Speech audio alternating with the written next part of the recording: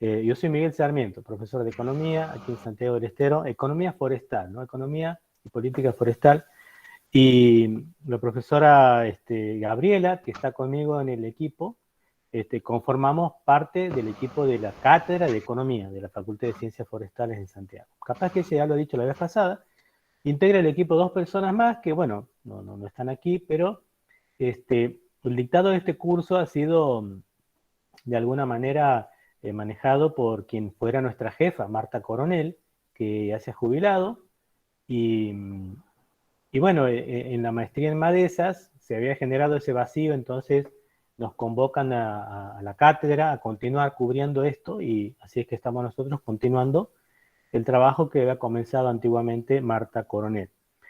Y les decía que no había estado yo porque, bueno, ustedes saben cómo es estas cosas de las fechas, a veces que uno, por más que tenga todo anticipado con mucho tiempo, siempre hay cosas más importantes, ¿no? Entonces ya tenía esta fecha programada con la coordinación de la maestría para estos días.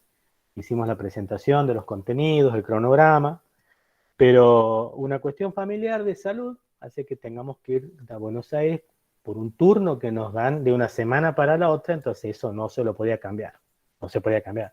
Entonces le digo, Gaby, encima el turno era justo a esta hora, ¿no? El día de la semana pasada, exactamente el día de hoy. Entonces le digo, Gaby, va a ser imposible que yo esté en la clase, así que por eso es que he abierto ella la clase, ha dado toda la primera unidad, o sea, lo que nosotros le llamamos la semana 1, porque esto está organizado de manera que reemplace de alguna forma la presentación que se hace presencial. Como no lo podemos hacer, o al menos lo hemos programado de que sea virtual, y no estamos toda la semana viéndonos todos los días, mañana y tarde, se ha dividido esto con una carga horaria presencial, entre comillas, en vivo, online, digamos, del curso, otra carga horaria que la hacen ustedes domiciliariamente, y otra carga horaria que sería la parte de práctica con la evaluación, que eso cubriría, digamos, las 8 horas de un día, ¿sí? Entonces eso ha sido aprobado, porque tampoco tiene sentido que estemos 8 horas conectados, o sea, 4 horas yo, después 4 horas la Gabriela, no tiene sentido, uno se desconecta, va, vuelve, se pierde mucho. Entonces es preferible compactar todo y después que cada uno vaya en función de sus tiempos, administrando cómo va a proceder para cumplir con esto. Entonces, lo que vamos a comenzar ahora, luego de haber cubierto ya la primera parte que ha dado Gabriela, que como no ha sido filmada, no ha sido grabada, digamos, yo he sugerido a ella, por supuesto, de compartir el video de la primera clase que dimos el año pasado en esta misma situación con la gente que cursa en la Universidad Nacional de Tucumán. Como esta es una maestría en red, el contenido del curso y la presentación es exactamente la misma, ¿no? No hemos cambiado prácticamente nada. Entonces, hemos decidido colocar ese video y con eso quedamos cubriendo la faltante, digamos, del video de la primera clase. Esta segunda clase va a estar, está siendo grabada, por lo tanto lo vamos a tener disponible. Bueno, si bien yo no los conozco a ustedes, pero creo que todos estamos atravesando lo que nosotros con Gaby hemos pasado en algún momento, seguir estudiando, ¿no?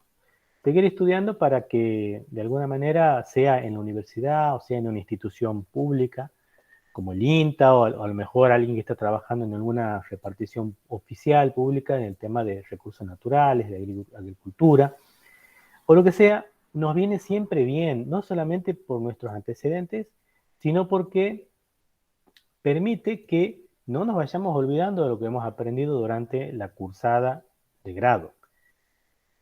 Y esas cosas han cambiado mucho, imagínense, ¿no? Yo he cursado, ya ni me acuerdo, con Gabriela, yo soy un poco mayor que ella, aunque la cargamos aquí porque ella ha entrado antes en la cátedra que yo, entonces todos piensan que ella es mayor que yo, Mucho pero yo soy mayor que mayor, yo. yo soy mayor que ella.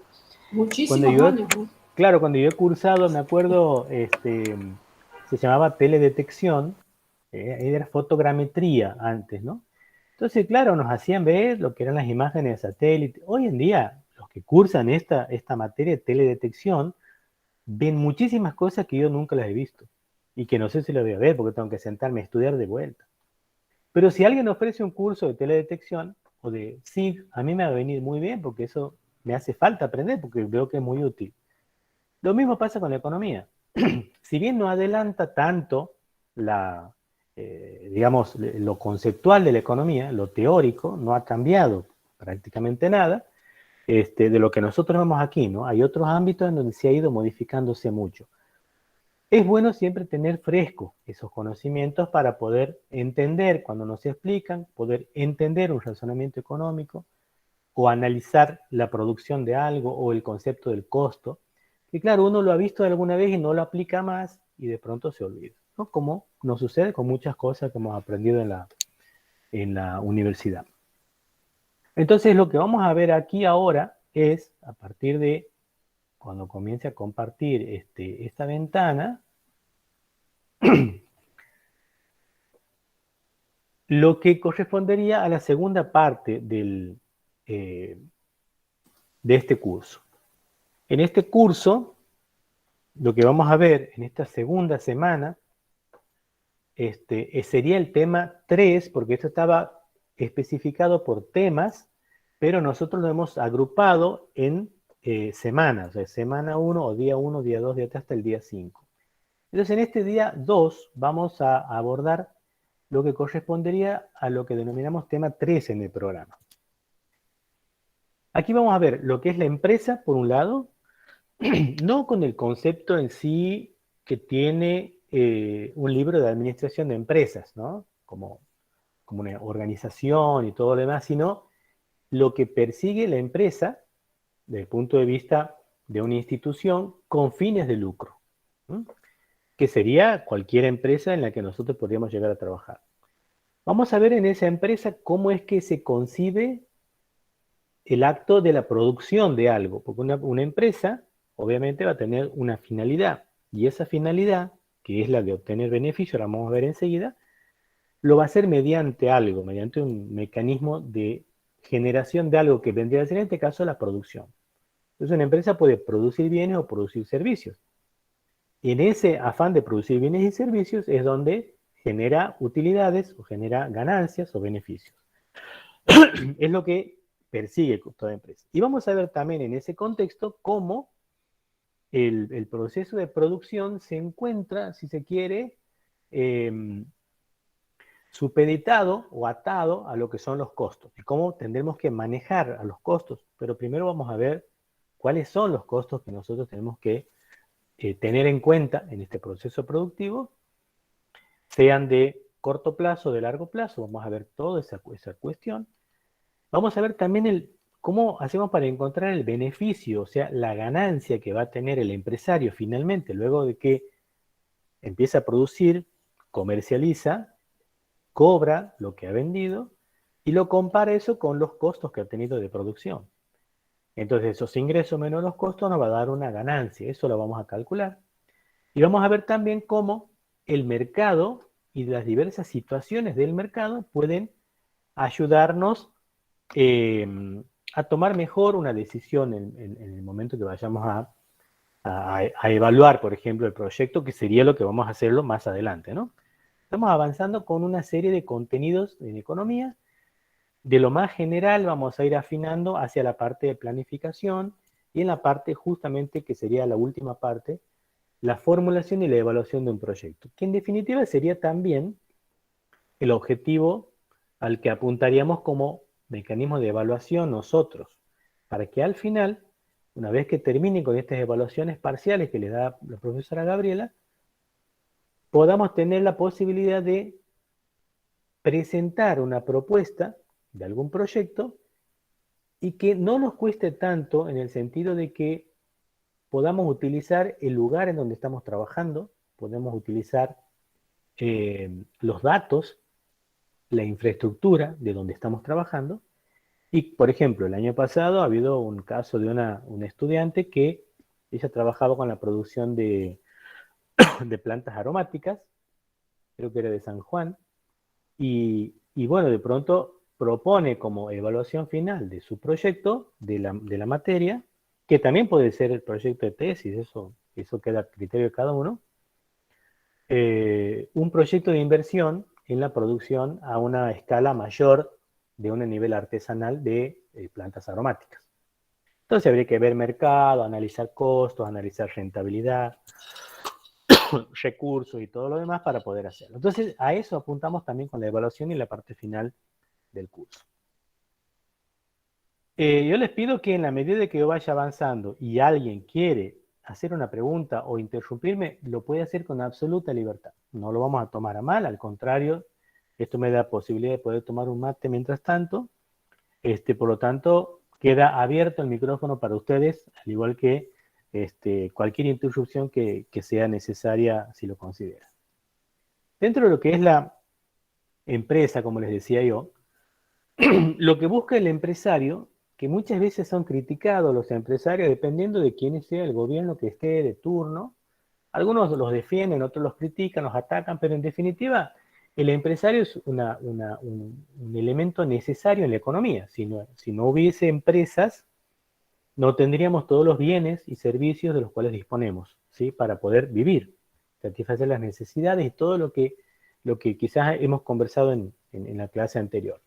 La cuestión es que, dejando de lado lo que nosotros pensamos, veamos qué es lo que piensa el empresario. Quien tiene una empresa tiene como objetivo el de maximización del beneficio. ¿Qué significa eso?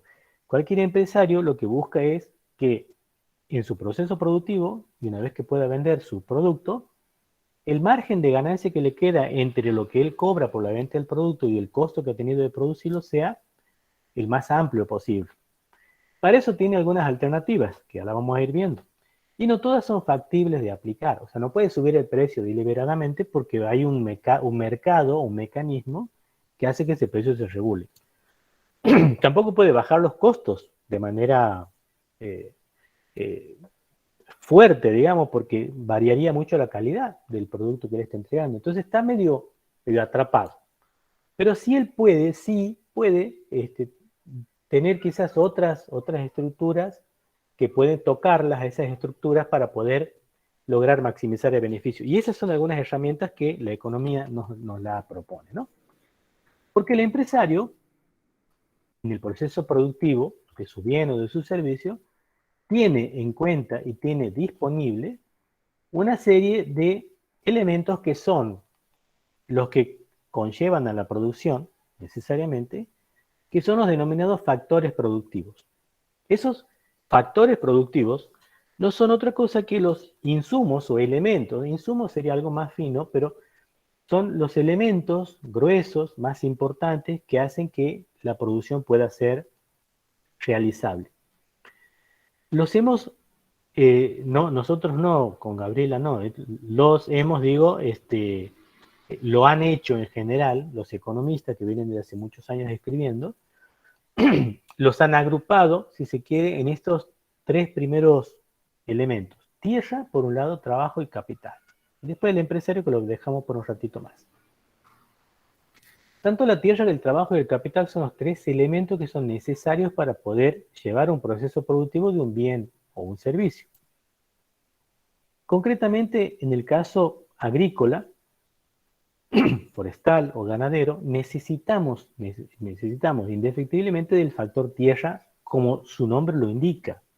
Necesitamos un sustrato orgánico en donde podamos hacer crecer nuestras plantas, sean hortalizas, sean granos, oleaginosas o lo que sea, o árboles, o también pasturas para dar de comer al ganado. Por lo tanto, necesitamos la tierra. Ahora, si nosotros tuviéramos una panadería, la tierra, ¿qué sería? El espacio físico. Sería nuestro galpón, nuestra fábrica, nuestra planta, llamémosle así. Entonces, el elemento es clave, es necesario, es vital para poder trabajar. El otro componente es el trabajo. El trabajo lo realizan las personas. En algunos casos máquinas, en otros casos robots, pero esos robots han sido armados quizás por otros robots, pero que han sido diseñados por personas, o sea que detrás de todo el trabajo siempre hay un ser humano, ¿sí? Entonces, ese trabajo también es necesario, porque en el caso de la agricultura, podemos tener agricultura desde una agricultura totalmente rudimentaria o artesanal, a muy pequeña escala, en donde lo puede hacer alguien manualmente, ¿sí? Tanto desde laborear la tierra hasta colocar la semilla, hacer un riego y hacer una cosecha posterior manualmente, como se sigue haciendo en muchos lugares del país. O también tecnificadamente, digamos con grandes máquinas que son operadas por una persona, y también hay un trabajo realizado, ¿sí? O sea que también están las personas que realizan esos trabajos. El otro componente es el capital. Que el capital no es, no es una bolsa de plata, ¿sí? Eso es dinero. Que el dinero, una vez que lo convertimos en un bien de capital, como puede ser un galpón, como puede ser un tractor, una rastra, puede ser una cosechadora, son bienes de capital. Camionetas, acoplados, tanques para regar, esos son bienes de capital. Si no tuviéramos ese capital inicial que lo convertimos luego en bienes de capital, tampoco podríamos producir. O sea, podríamos tener la tierra y la gente, pero nos está faltando capital. Y ese capital también tiene una partecita que es el capital, digamos, que daría inicio a la producción, en donde estarían todos los insumos, ¿no? Los insumos iniciales, digamos, el capital inicial que pone en marcha el proceso de producción, que serían semillas y todo lo demás, todos los elementos que compondrían eso. Ahora bien, esos tres elementos tampoco podrían ser administrados u organizados si no hay un empresario en el medio, que sería la persona que tiene la idea y es el que toma las decisiones y es el que pone en marcha y define con la ayuda de un técnico que formaría parte también del trabajo, un técnico, un asesor, un ingeniero que pueda orientar a la producción, daría resultados. Ahora bien, todo este proceso requiere también de una compensación en términos monetarios. ¿Qué significa eso? Que la tierra, el uso de la tierra debería ser compensado, y lo vamos a ver más adelante, con lo que sería la renta. Por lo tanto, si nosotros usamos un recurso, al momento de calcular los costos, tenemos que cargar en el costo de producción lo que le deberíamos pagar a la tierra como renta, por usarla, por utilizarla, por sacarle toda su capacidad productiva. Al trabajador se le compensa con un salario. Por eso, nosotros al tomar a una persona tenemos que pagarle. Entonces, por eso es que si no hubiera empresarios, la economía no existiría como tal, ¿no? Entonces, alguien tiene que trabajar a cambio de algo. El capital, que sería ese dinero convertido en maquinarias, o en estructuras o infraestructura, tendría que ser compensado con un interés. Y eso vamos a ver después cómo lo calculamos. Y obviamente el empresario es el que obtiene el beneficio. Entonces, conjugando estas cuatro patas, si se quiere, o líneas, digamos, de lo que es la producción, el proceso de producción se podría poner en marcha. Entonces, esos factores productivos, tierra, trabajo, capital y el conocimiento del empresario, el saber del empresario, se convierten entonces combinándose en productos. Ahora, esa combinación obviamente puede ser de muchas maneras. Imagínense, estamos por hacer pizza, podemos tener harina, levadura, agua, azúcar, un poquito de un elemento físico para poder mezclar, la mano. Y claro, empezamos a mezclar o tonto sin tener en cuenta las proporciones, nos va a salir cualquier cosa. Y si no ponemos uno de los elementos, no nos va a salir lo que queremos. Pues, entonces puede haber muchas combinaciones, pero solamente hay una que es la mejor, que es la que nosotros vamos a tratar de encontrar. Esa combinación nos va a permitir maximizar los beneficios que la empresa quiere tener, mediante la elección del método de producción más adecuado, y ese será aquel que minimice el costo, ¿sí? Y obviamente podamos optimizar la producción o maximizar la producción. Vamos a ver la diferencia entre lo óptimo y el máximo. Entonces, primero tenemos que buscar el método que minimice el costo, ¿sí? ¿Cómo hacemos entonces para elegir ese método para minimizar el costo? Bueno, esa decisión, esa elección proviene de una decisión técnica, primero, que tiene que ser seguida de una decisión económica. ¿Qué quiere decir esto? Yo puedo tener toda la parte técnica para poder desarrollar una actividad. Profe, ¿Sí? no están pasando las diapositivas. Quedó estancado en la primera nomás. ¿Ha quedado en la primera nomás? Bueno, Sí, vamos a sí. hacer... Yo pensaba que no lo habías pasado. Sí. no, Está en la Ahí, segunda ahora edición. sí. bueno, vamos a pasarlo por acá, como hacemos en la otra clase Sí. también. No sé qué pasa con No, estos a mí sistemas me que ya pasa lo mismo también. digamos, cuando la pongo en pantalla completa, Sí, no me sí, sí, lo, a mí me no la pasa compro. igual. Bueno, rápidamente volviendo, decíamos que un empresario lo que busca siempre es maximizar ese beneficio. Esa combinación de tierra, trabajo y capital para poner en marcha una producción requiere de usos de esos elementos y obviamente de tener en cuenta una compensación de cada uno de ellos.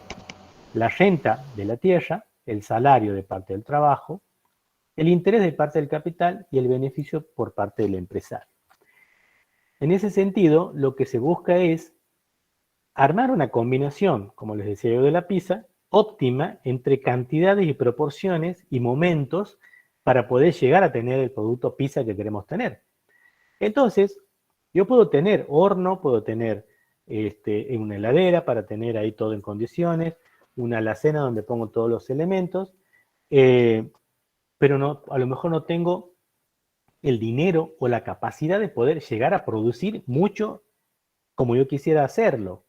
¿Sí? Entonces puedo tener factibilidad técnica, pero también tengo que tener una factibilidad económica para poder hacerlo. Por eso es que, ¿cómo hacemos para elegir eso? Primero, lo que tenemos que hacer es, como les decía aquí, elegir un proceso productivo óptimo, tomando una decisión económica, pero luego de haber tomado una decisión técnica. Consiste en una decisión técnica seguida de una decisión económica. Entonces, técnicamente yo puedo producir algo, pero después tengo que analizarlo si económicamente eso ha sido bien hecho. Y no solamente por la calidad que va a tener, sino por el costo económico que me ha llevado a tener que incurrir para poder producir el bien. Y obviamente tendrá que ver con el precio de mercado, que rige en el mercado. Entonces, no sé cuánto vale el kilo de tomate, que va subiendo un montón, pero pongamos que vale 100 pesos el kilo de tomate. Si ese es el precio de mercado y a mí producir un kilo de tomate me sale 110 pesos, tendría una factibilidad técnica, porque estoy haciendo tomate, pero económicamente no estaría correcto, porque seguramente tengo costos muy elevados porque no he usado una combinación óptima de los factores.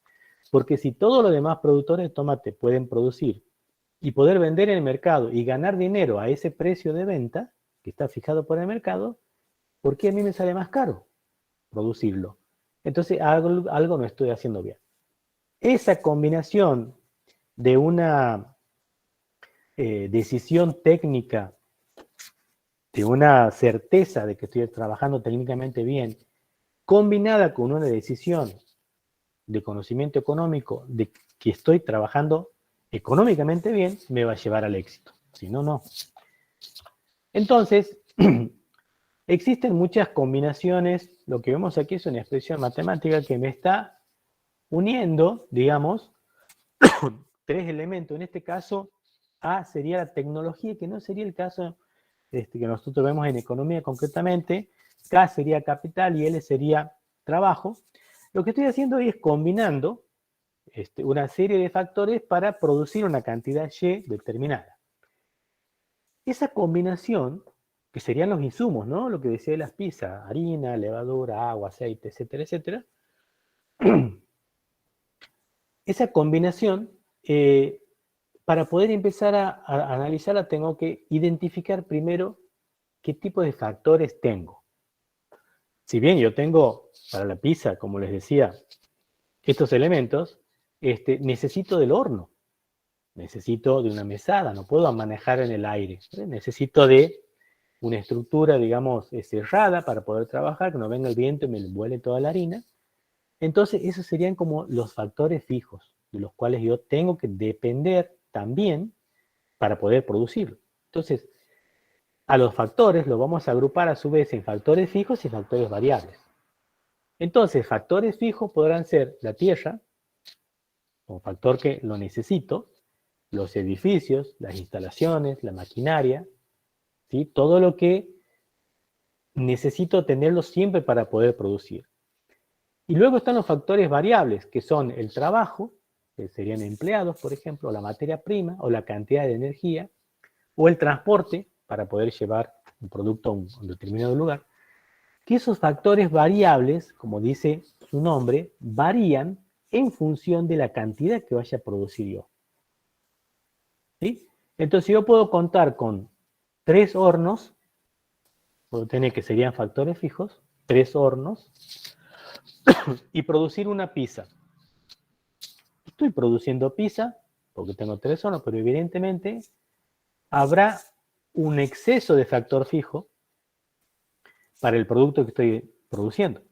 Entonces, ¿qué tendría que hacer? Mover los factores variables en el sentido de que voy a aumentar la cantidad de harina, de levadura, de sal, etcétera, para llegar a producir 30 pizzas.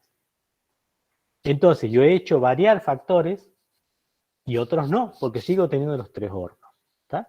Entonces, con 3 hornos puedo llegar a producir una pizza o puedo llegar a producir 90 pizzas en una noche. ¿Sí? Todo dependerá. O sea, 1, 2, 20, 40, 70, 90 o 200 pizzas. No sé, ya tendría que hablar con un pizzero cuánto se puede producir en una noche. Una pizzería en promedio teniendo 3 hornos de una capacidad X. Entonces, ahí empezamos a ver que hay factores que no vamos a modificar, los que son los fijos, y que hay otros que sí los podemos modificar. Por eso son los variables. Entonces, esa capacidad de producción también se llama o está relacionado con lo que denominamos escala de planta, que sería el tamaño de la empresa que está definido por la cantidad usada de factor fijo. Entonces yo puedo tener una pizzería con un horno o una fábrica de pizzas congeladas, por ejemplo, para inundar el país con pizzas congeladas, en donde podría tener hornos para prehornear esas pizzas, en donde podría tener una batería de 80 hornos. Obviamente la escala no es la misma, ¿sí? Entonces ahí vemos que la escala va a variar no solamente por la cantidad que produzco, sino definitivamente por la cantidad de factor fijo usado. Esa escala de planta, como dice el cuadro de abajo, establece un límite superior a la producción de una empresa en un periodo determinado. Hasta alcanzar ese límite, se puede variar la producción, aumentando o reduciendo la cantidad usada de factores variables, pero siempre con la escala de planta fija. Vamos a un ejemplo más familiar.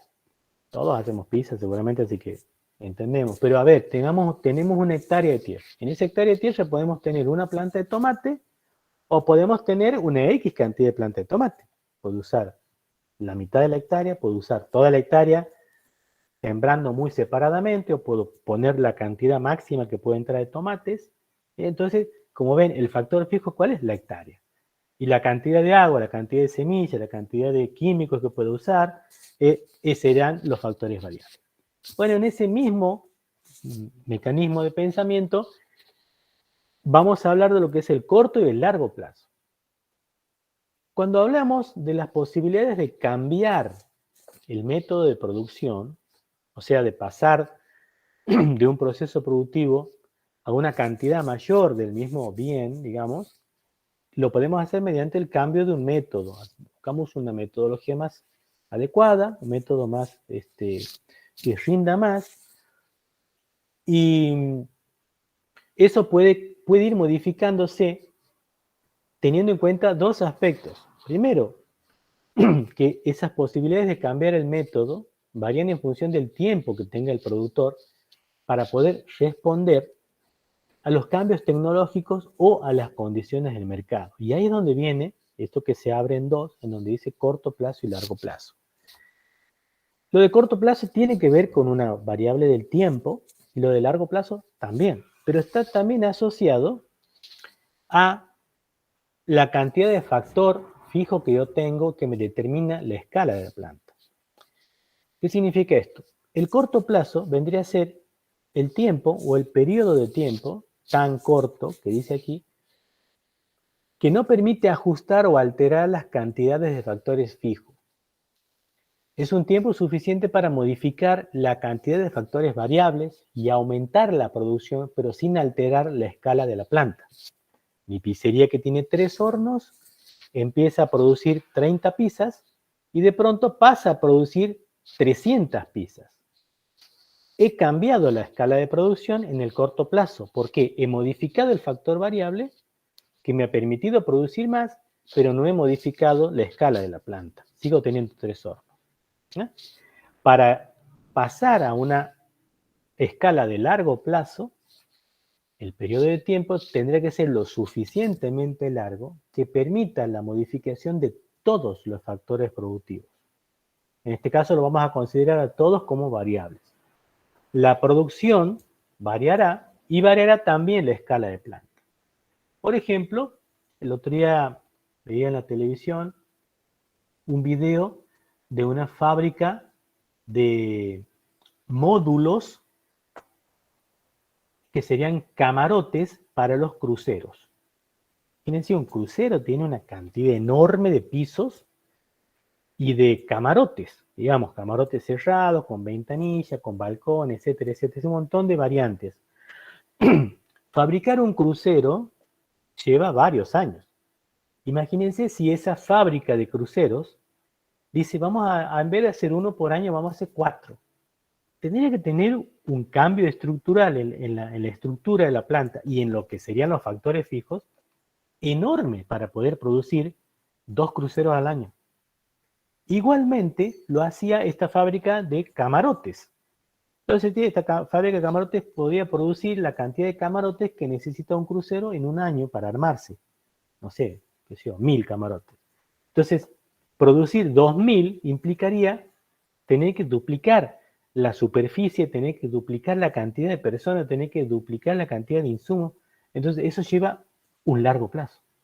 Por eso está relacionado el corto con el largo plazo al tiempo necesario para poder cambiar una estructura de producción en una escala mucho más grande, ¿no? O imagínense armar aviones también. O sea, una empresa que dice, bueno, armamos 2 aviones al año, nos vamos a producir de la noche a la mañana 8.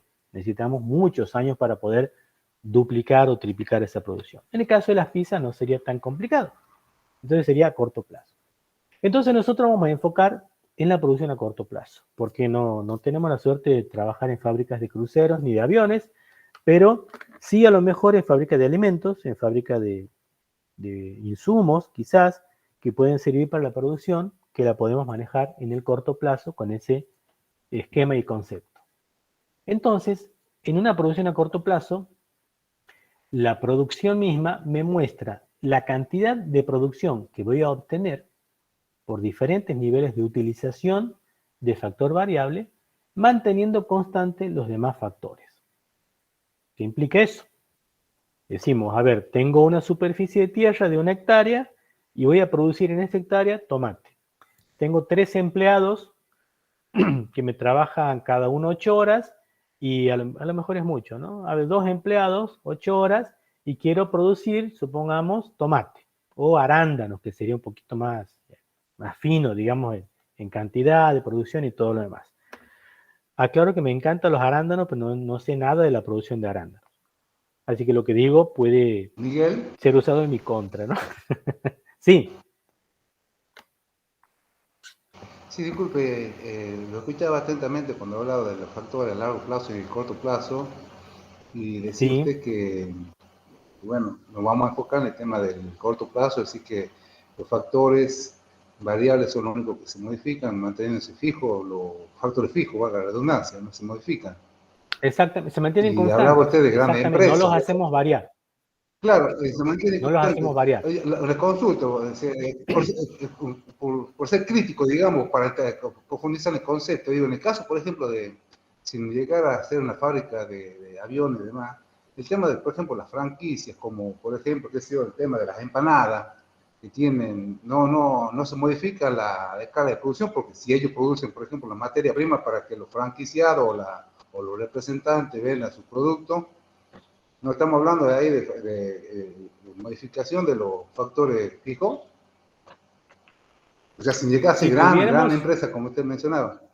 Claro, si tuviéramos de pronto un crecimiento exponencial en menos de un año de una fábrica de algún producto que tenga franquicia en todo el país y requiera de duplicar la producción o triplicar la producción que se hace en casa central, ahí habría un cambio, digamos, de factores fijos, de pasar de un galpón con una planta, por ejemplo, procesadora de helados, a ver, llamámosle Grido, por ejemplo, ¿no? Entonces, de pronto Grido se ha expandido en todo el país de manera rápida y de pronto ha tenido que generar, no solamente en el mismo sitio mayor cantidad de producción, sino que ha hecho, ha puesto fábricas en otros sitios. O sea, ahí ha habido una escala de planta, digamos, no como lo puede tener una fábrica de aviones, pero sí ha habido un cambio en la cantidad de factores fijos para poder llegar a producir la demanda que tiene en el mercado. Pero sería, bueno, hay muchos ejemplos que podríamos quizás, por ejemplo, una fábrica de ropa puede producir permanentemente las 24 horas ropa sin tener que producir, sin tener que hacer una modificación en la escala de planta. Simplemente poniendo un turno más de producción. La máquina no se detendría nunca, tendríamos empleados las 24 horas trabajando en 3 turnos o en 4, lo que sea, y aumentamos la producción y podemos llegar a duplicar o a triplicar la producción y abarcar todo un mercado sin hacer una modificación de planta. ¿Me entiende? Por eso hay muchos casos que pueden ser totalmente únicos, ¿sí? No podemos agruparlos a todos, ¿no? Entonces, lo que hacemos aquí es, como ejemplo, como les decía, vamos a mantener siempre 1 hectárea de tierra, vamos a mantener siempre 2 empleados, o vamos a mantener siempre la misma cantidad de semillas, o la misma cantidad de agua, ¿sí? Y solamente vamos a hacer variar un factor, que en este caso puede ser o la cantidad de semillas. Si ponemos pocas semillas, vamos a tener poco tomate. En 1 hectárea, con 2 empleados. Si ponemos más semillas, vamos a tener más tomate en 1 hectárea con 2 empleados. Y si ponemos más semillas, vamos a tener mayor cantidad de tomates en 1 hectárea con 2 empleados. O sea, los factores fijos en este caso van a ser los empleados, que no lo vamos a considerar que se muevan, y la tierra, lo consideramos constante a todos los factores, pero lo único que va a variar es la cantidad de semillas. O bien, en una fábrica de zapatos, por ejemplo, podemos decir, tenemos una X cantidad de máquinas que cortan el plástico, una X cantidad de máquinas que cosen, una X cantidad de personal, y la hacemos modificar a la cantidad del personal. O sea, todo lo demás se mantiene constante, la materia prima es la misma, pero empezamos a incorporar cada vez más empleados. ¿Qué va a pasar? La producción va a subir, pero va a llegar a un punto en donde los empleados no van a producir, porque va a haber mucho empleado para la materia prima y para la cantidad de máquinas que hay.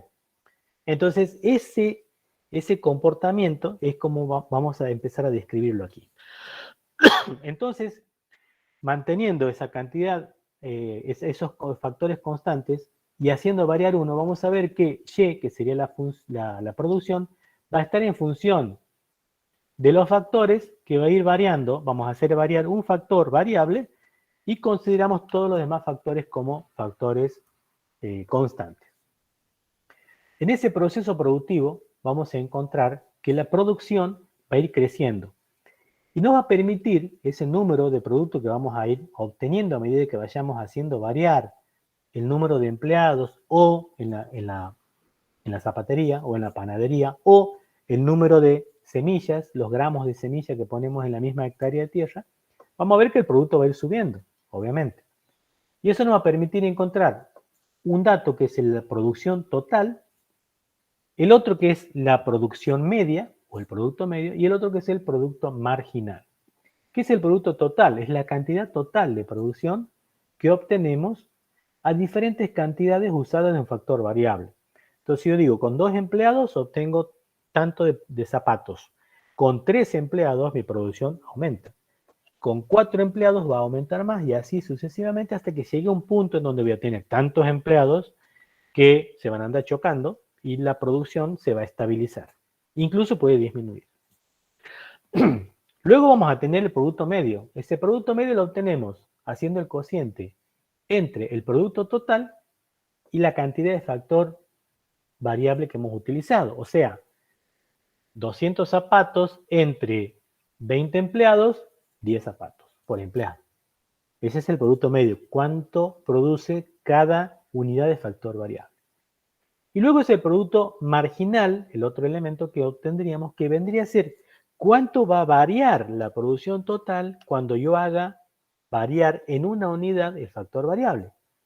O sea, que si 5 empleados me producen 20 zapatos, el empleado siguiente, el sexto empleado, me va a producir 8 zapatos más. Entonces el producto marginal serían 8 zapatos que me ha producido el sexto empleado. Si aumento un séptimo empleado, ya me va a producir no los 8, sino quizás más, 10 zapatos más. Entonces es cuánto va incrementando el producto total, cuánto voy incorporando una unidad más de factor variable. Eso se lo ve en este gráfico. A medida que nosotros aumentamos, por ejemplo, consideramos aquí la tierra constante, que sería en este caso de una zapatería, la planta fabricadora de zapatos, y vamos aumentando el L, que sería la cantidad de personas. Entonces, un empleado me produce tanto, 2, verán, la producción va subiendo de esta forma, sigmoide, hasta llegar a un punto en donde entre el noveno y el décimo empleado se da el máximo de producción. Quizás si yo sigo trabajando con más empleados, esta producción va a tender a decaer. Eso me permitirá luego en un gráfico encontrar esta curva que se llama producto total, que sería la cantidad de producción dada por cada cantidad de empleados, me va a permitir obtener lo que se denomina el producto marginal, que sería esta curva que crece y luego decrece, y que tomaría valores negativos si esto aquí fuera disminuyendo, y otra curva que es la del producto medio, que sería el promedio, en donde me dice que 3 empleados me producen esta cantidad, 5 empleados me producen el máximo, y si yo tuviera 7 empleados, la producción va a bajar. Entonces es un buen dato, porque me está diciendo cuál sería el óptimo técnico. O sea, el número de empleados indicado en donde yo tendría la óptima producción, que no necesariamente es la máxima.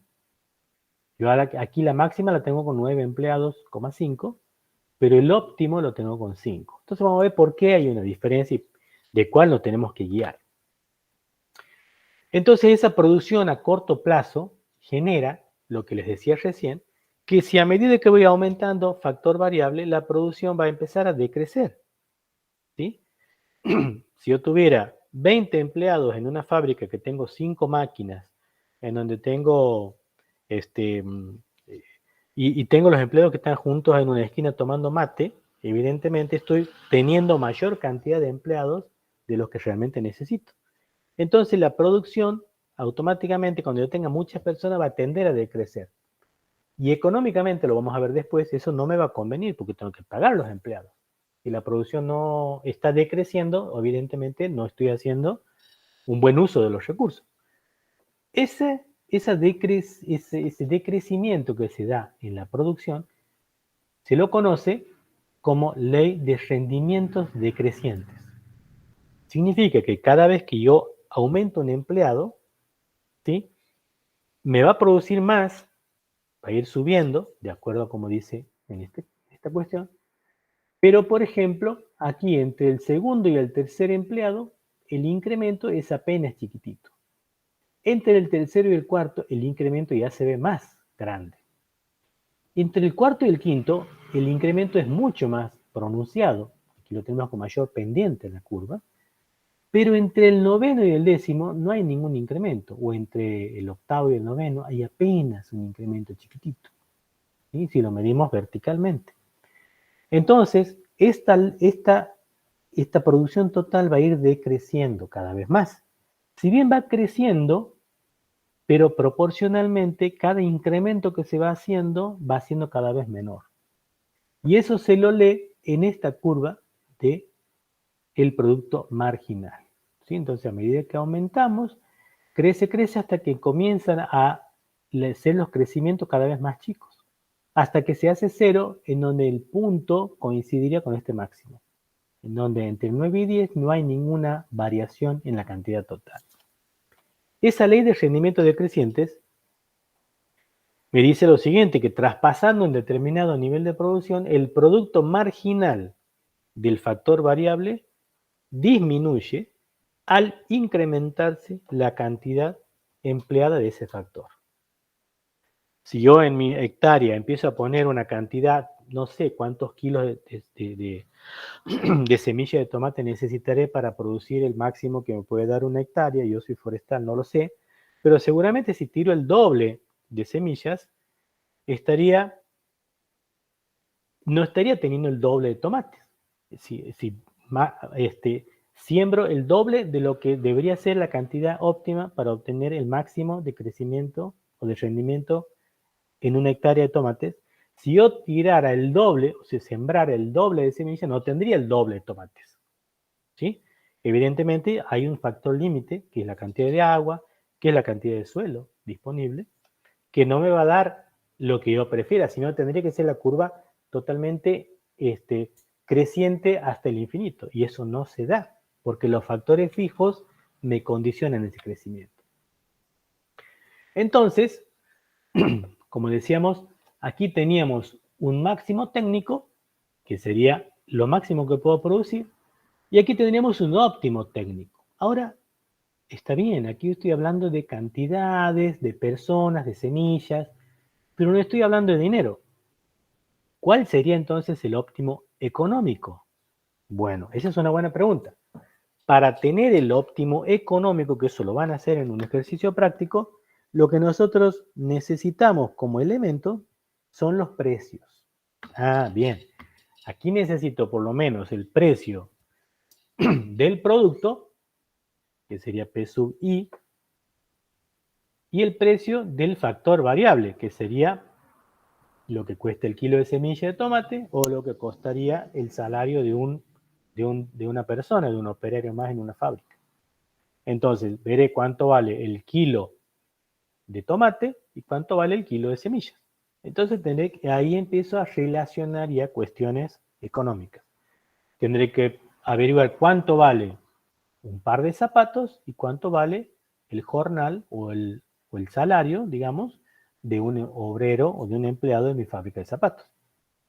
Entonces, para eso nos valemos de la curva esta que hemos visto de producto marginal. Ustedes después en el ejercicio van a calcular los datos, con datos que le vamos a dar, cuáles son los valores de producto marginal. Entonces vamos a obtener una serie de números que nos van a estar en una tabla. Cuando se les dé el precio del producto y el precio del factor variable, simplemente hacemos el cociente entre uno y otro. Entonces, el precio del factor variable dividido el precio del producto me va a dar un número. Cuando ese número coincida con el listado de números que tenemos en la tabla de los valores de producto marginal, o sea, muy próximo, estaremos en el punto óptimo desde el punto de vista económico. ¿Qué es lo que estamos haciendo ahí? Haciendo una asignación óptima del factor variable. Me va a decir qué cantidad es la óptima o la dosis óptima económica del factor variable, o sea, número de empleados o kilos de semilla, que tendré que usar para obtener económicamente la cantidad precisa para que esto tenga éxito desde el punto de vista económico. Porque yo les decía, puedo tener una decisión técnica, puedo saber hacer zapatos, pero puede costarme mucho. O puedo saber hacer tomate y puede costarme mucho y obtener poco tomate. Entonces, necesito la dosis económica óptima del factor variable. Y eso lo conseguimos con esta expresión matemática.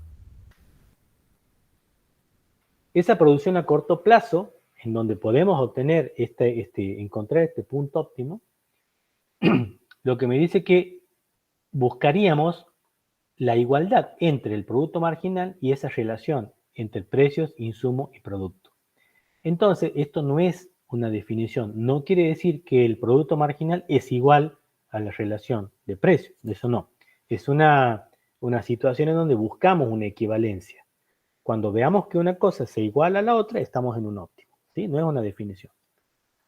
Por lo tanto, ¿de qué me sirve esto? Porque me permite, por ejemplo, poder encontrar o saber qué significa poner el precio del insumo en función del precio del producto. Entonces, significa poder calcular cuántas unidades del producto necesito para poder adquirir una unidad de insumo. De esa manera, estoy haciendo un negocio que puede tener buen resultado.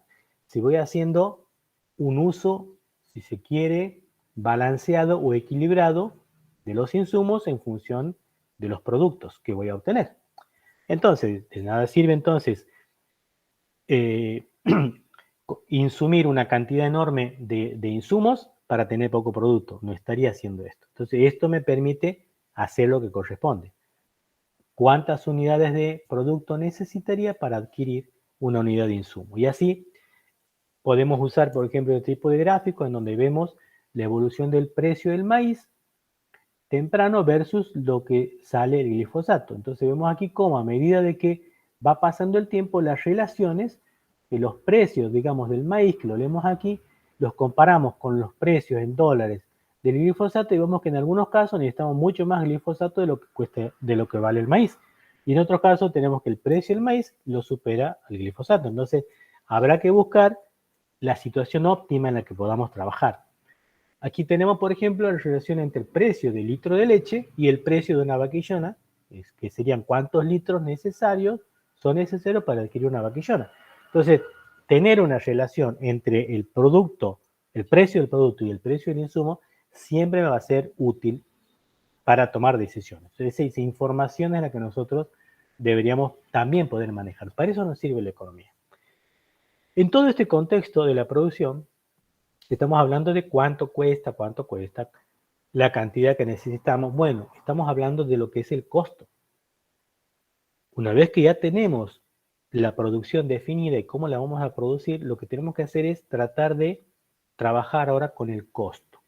Yo sé cuánto tengo que producir, sé la cantidad que necesito, pero necesito ver numéricamente en unidades monetarias si me va a convenir o no. Entonces, para eso necesitamos de este concepto. El costo es el sacrificio económico en que incurre una empresa para obtener un producto. Puede haber muchas definiciones de costo en los libros, pero básicamente es esto. Y es lo mismo que a nosotros nos significa cuando vamos a comprar algo. ¿Cuánto nos cuesta comprar? Es un sacrificio económico en el que incurre una persona para poder obtener un bien o un servicio que pueda satisfacer su necesidad. Entonces la empresa, lo mismo, para poder producir necesita comprar. El dinero que destina para comprar esos insumos y todo lo que necesita para poder producir lo denominaríamos costo. Entonces es una retribución en dinero que una empresa tiene que pagar o se tiene que poner sobre la mesa para poder atraer, o sea, captar, apropiarse y hacer uso de esos recursos que necesita para producir. Entonces una empresa puede tener un costo alto, por ejemplo, en formación de sus técnicos. Entonces lo que está haciendo es invertir, si se quiere, el término en conocimiento, en preparar a una persona y para mantener a esa persona, ¿no? Digamos, para que esa persona pueda ser parte de la empresa y obviamente estamos invirtiendo como podemos invertir en el mantenimiento de una máquina, ¿sí?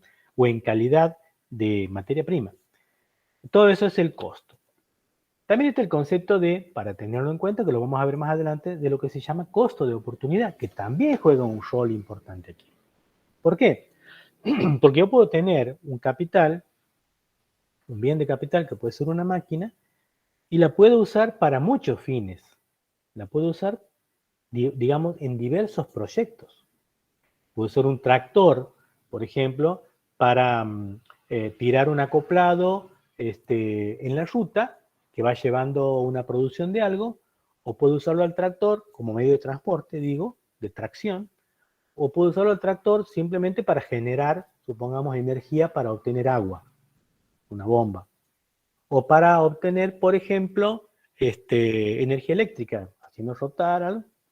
Entonces, diversos usos alternativos. O el tractor también para trabajar la tierra, concretamente. Entonces, cualquiera de esos usos me puede dar a mí una ganancia. Entonces, yo tendré que analizar, ¿sí?, el costo de oportunidad de un recurso, que es el valor en el mejor uso alternativo que estoy leyendo aquí, que vendría a ser el costo de oportunidad. Es decir, que es el ingreso que yo dejo de percibir si retiro ese recurso limitante de una alternativa, como puede ser un tractor, y lo coloco en otra, fuera de la empresa. Por ejemplo, si yo tengo un tractor que lo uso para uso solamente agrícola de la tierra, y alguien me dice, che, Miguel, necesito tu tractor un mes porque necesito transportar unos acoplados que tienen una máquina que está rota, que no tengo fuerza para llevar con una camioneta, el tractor me la puede llevar. ¿Me lo alquilas? Yo tendré que ver qué me conviene, si tenerlo a mi tractor trabajando en mi actividad, ¿sí? Que me va a generar cierto beneficio, y comparar con el otro uso alternativo que me está dando mi vecino. Entonces, lo que yo dejaría de ganar por el otro uso alternativo es el costo de oportunidad, suponiendo que sea mejor que el mío. Ahora, si el mío, el uso que yo le doy en mi establecimiento productivo, es superior el beneficio que me da a mí que alquilarlo, me quedo con el tractor en mi uso. ¿Está? Ese sería un ejemplo de lo que sería el costo de oportunidad. ¿Qué importancia tiene saber el tema de los costos? Primero, que me determina el resultado del negocio. Si he tenido beneficio o no, o si he tenido pérdida. Porque conocer el costo de la producción me permite ver el piso en el cual yo he llegado a producir. Y me permite ver qué diferencia hay entre el precio de venta del producto que estoy haciendo. Cuando el precio de venta esté mucho más lejos del costo, el beneficio va a ser más alto. Si el precio de venta está tan bajo como el costo, o el costo está tan alto como el precio de venta, el margen de ganancia es muy bajo. Por eso el costo es clave para saber. Permite también determinar la rentabilidad del negocio, que es algo parecido, pero explicado en un horizonte de tiempo mucho más largo, que lo vamos a ver cuando veamos la última unidad, que sería la evaluación de proyectos. Me permite saber el nivel de competitividad que voy a tener con relación a los competidores. O sea, yo teniendo un costo más bajo, puedo ser más competitivo que los demás compañeros que estén haciendo la misma actividad que la mía. Si tuviera costos más altos, que es lo que le pasa al país, nuestro país, Argentina, tiene costos de producción muy altos, que lo hace poco competitivo con el resto de los países. Lo mismo tiene que hacer una empresa comparándose con sus vecinos competidores. Y también me permite determinar la contribución marginal y el punto de equilibrio, que son también elementos que son claves para definir el punto, como dice aquí, de equilibrio, el punto óptimo para poder producir. El costo es un elemento clave para eso. También me sirve para controlar la evolución de la empresa.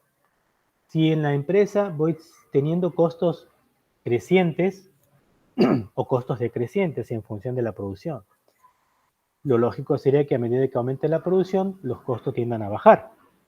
Pero también puede ser que suceda lo contrario, porque algo puede estar haciendo mal, o porque sea algún tipo de una producción, como vamos a ver enseguida. También me permitirá seleccionar alternativas tecnológicas, aquellas que lleven menores costos de implementación o mayores costos, tendré que ir reemplazando o modificando. Me permitirá planificar futuras inversiones, conocer el monto del capital que voy a necesitar para hacerlo, o analizar la incorporación o la producción de una nueva línea de producción de productos. Si mis costos me dan para poder producir un nuevo producto dentro de mi establecimiento, puedo hacerlo. Entonces necesito saber el costo. Y lo más importante es que el empresario puede ejercer un control solamente sobre el costo, no sobre el precio. Porque el precio lo fija el mercado, no lo fija el empresario, ¿no? Entonces, imagínense, uno dice, bueno, a ver, el precio del maíz a nivel internacional, nosotros no vamos a, por más que pongamos la tecnología más mejor, diría un santiagueño, para producir maíz, no vamos a hacer bajar el precio de mercado del maíz. El precio sube y baja en función de la demanda, y según algunos dicen, lo definen 3 o 4 grandes internacionales, ¿no? A nivel mundial. Y es lo que regula de alguna manera el precio del maíz. Entonces, si nosotros producimos tomate en una región, una producción local, tampoco podemos hacer variar el precio de mercado del tomate, aunque tengamos costos muy altos. Y si tenemos costos muy bajos y el tomate es muy bueno porque nos ayuda el suelo o el manejo, nos veremos beneficiados. Pero si el costo es muy alto, no nos veremos tan beneficiados. Entonces, esa variabilidad en el comportamiento del costo en relación con alguna variable independiente es lo que nosotros podemos llegar a hacer. Y esa variable, generalmente, la que se escoge es el nivel de producción. Entonces nosotros podemos empezar a producir menos o empezar a producir más en función también de los costos. Si los costos son bajos, podemos llegar a producir más. Y si los costos son altos, iremos bajando la producción. Entonces, también al igual que los factores, los costos, los factores de la producción que vimos hace rato, los costos también los vamos a analizar y medir y observar en función de los costos fijos y los costos variables. ¿Qué significa eso? Los costos fijos son aquellos costos los cuales no dependen de la producción. ¿Sí? Como veíamos allá, los factores fijos tampoco dependen de la producción, porque yo puedo tener 3 hornos de pizza y produzco una pizza, y puedo tener 3 hornos de pizza y producir 900 pizzas. No varía eso. Bueno, aquí también, en la producción, el costo no dependerá del nivel de producción. Por lo tanto, yo tengo alquilado un local en donde tengo mi pizzería y produzco una pizza o 900 pizzas, pago el mismo alquiler. Ese es un costo fijo. El costo de mantenimiento, el costo de seguros, el costo de impuestos que tengo que pagar, que no estén asociados a las ventas, ¿no? El costo de amortización de mis equipos, el costo de la dirección del establecimiento, por ejemplo. Independientemente produzca 100 toneladas, 1 o 2.000 toneladas, la dirección va a ser la misma. Y habrá otros denominados costos variables, que esos sí dependen de la función del volumen o están en función del volumen producido. Así es que tendríamos, por ejemplo, la materia prima. En el caso de la pizzería será la cantidad de bolsas de harina, los kilos de levadura, etcétera, etcétera. La mano de obra, más personas, mayor producción. El consumo de energía, a mayor producción, mayor consumo de energía. Los insumos varios que puedo necesitar y así una lista enorme de costos variables. ¿Está? Entonces, tendremos costos fijos que no dependen de la producción y costos variables que sí dependen de la producción. Esos costos fijos también y variables, también los podemos reordenar y reacomodar en costos totales y en costos unitarios o costos medios. Así es que el costo total vendría a ser el costo fijo más el costo variable. Vimos recién, costo fijo y costo variable, los podemos tener en valores totales o en valores medios. Entonces, tenemos el costo total, será el costo fijo total más el costo variable total. O sea, ¿cuánto me cuesta pagar amortizaciones, alquileres, seguros, impuestos, más los costos de la materia prima, más los costos de mano de obra, serían los variables, obtengo el costo total, expresado en una unidad de tiempo. ¿Sí? Entonces voy a tener el costo fijo más el costo variable igual al costo total. Pero también puedo obtener esos valores de costos en función de los insumos. Entonces yo voy a obtener, por ejemplo, lo que se denomina costo fijo medio. Perdón, no de los insumos, sino de lo producido. Aquí parece que está llegando viento, me parece. Ya que estaban hablando recién, Catamarca, está por llover, bueno, parece que hay viento fuerte y quizás una lluvia. Esos costos unitarios o costos medios son los costos que vamos a relacionarlos con la cantidad que vamos produciendo. Entonces, vamos a tener el costo fijo medio, que lo vamos a obtener como el costo total dividido la cantidad producida. Entonces me va a dar como resultado el costo promedio, digamos, de la producción de un bien, de una unidad. Luego está el costo variable será el costo medio. fijo sobre la cantidad. El costo, claro, el costo será fijo total. el costo fijo. Claro, no el costo Exactamente. total.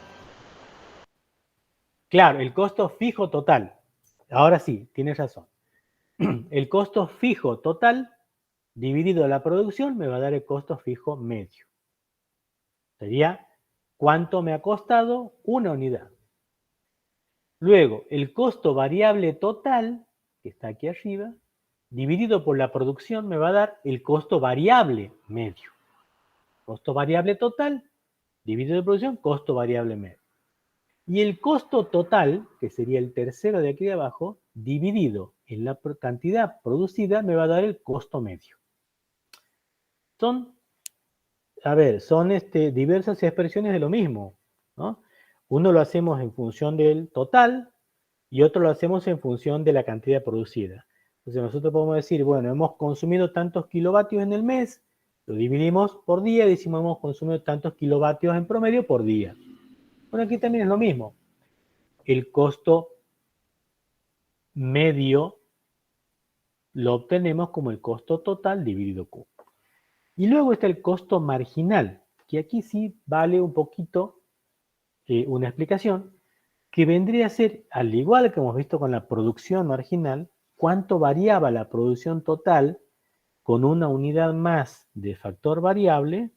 Aquí lo que vamos a ver es cuánto varía el costo total con una unidad más de producto obtenido.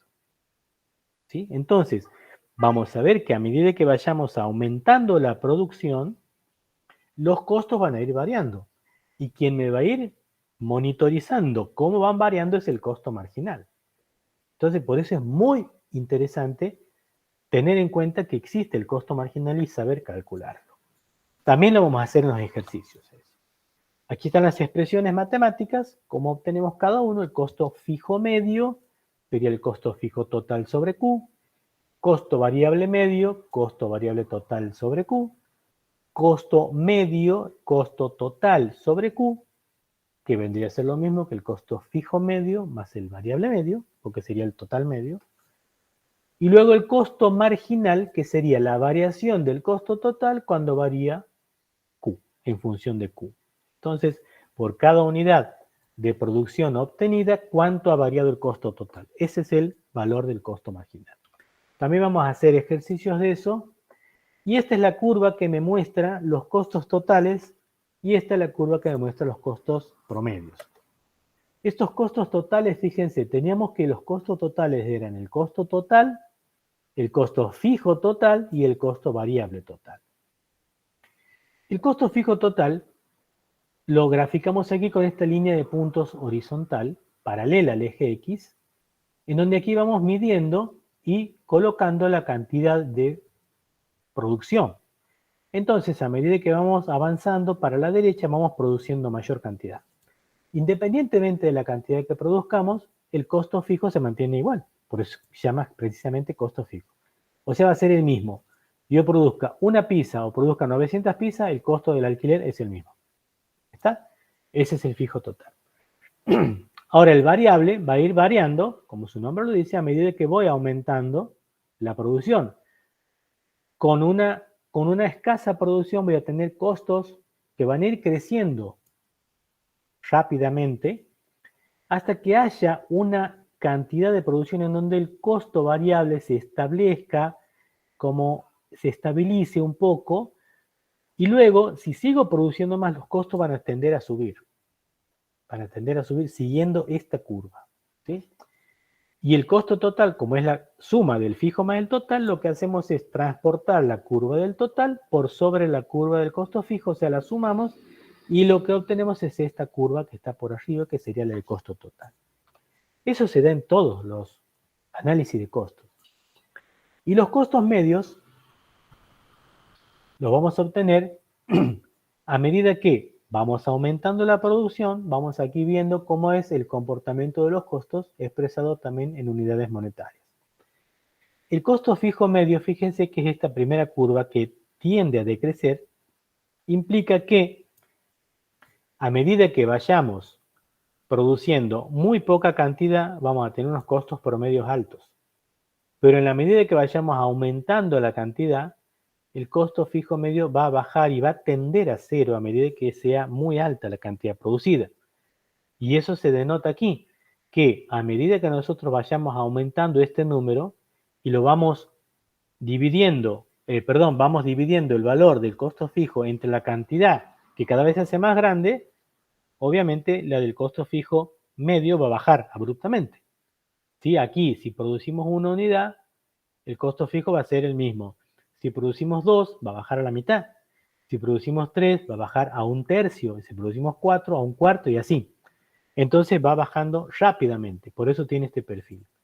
La curva del costo medio, que es esta de arriba, que tiene la pancita hacia abajo, me está diciendo que cuando produzco poca cantidad, los costos son altos. Promedio, en promedio.